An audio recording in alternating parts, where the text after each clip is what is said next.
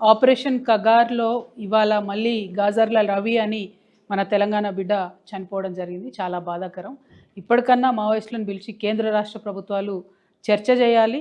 అంతేగాని ఏదో పన్నుకు పన్ను కన్నుకు కన్ను అనేటటువంటి ఆటవిక న్యాయంతో ఇంతమంది మావోయిస్టులను పొట్టన పెట్టుకోవడం అయితే కరెక్ట్ కాదనేటటువంటిది నా అభిప్రాయం.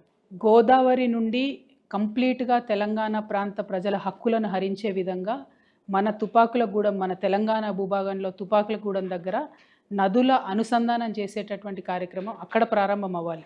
కానీ చంద్రబాబు నాయుడు గారు కుట్రపూరితంగా ఆంధ్రప్రదేశ్లో ఉన్నటువంటి పోలవరం దగ్గర ఈ నదుల అనుసంధానం పాయింట్గా తీసుకోవడం అన్నది చాలా దారుణం.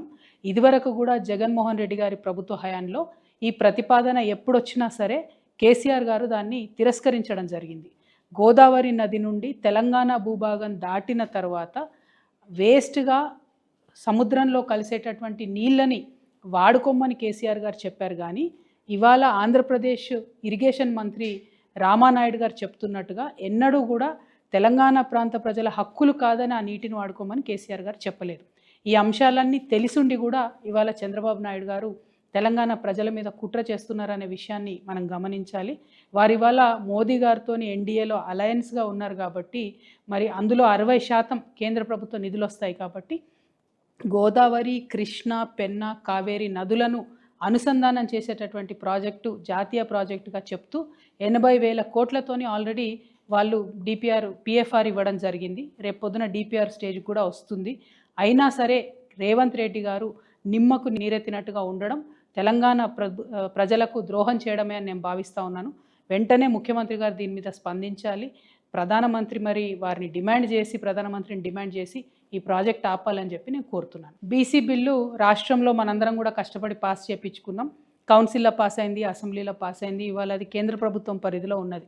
కేంద్ర ప్రభుత్వం పరిధిలో ఉన్నటువంటి బీసీ బిల్లును కొన్ని నెలలుగా కేంద్ర ప్రభుత్వం అలాగే పెట్టుకొని ఉంది. రాష్ట్రపతి గారి దగ్గర నుంచి ఆమోదం పొంది మరి తిరిగి మనకు పంపడం లేదు.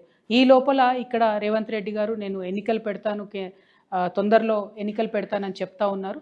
మరి ఎన్నికలు పెట్టినట్టయితే బీసీ బిడ్డలకు అన్యాయం జరుగుతుంది. కాబట్టి ఒకవేళ ఎన్నికలు పెడితే ప్రతి గ్రామంలో ప్రతి వార్డులో 100 కొద్దీ నామినేషన్లు వేస్తాం.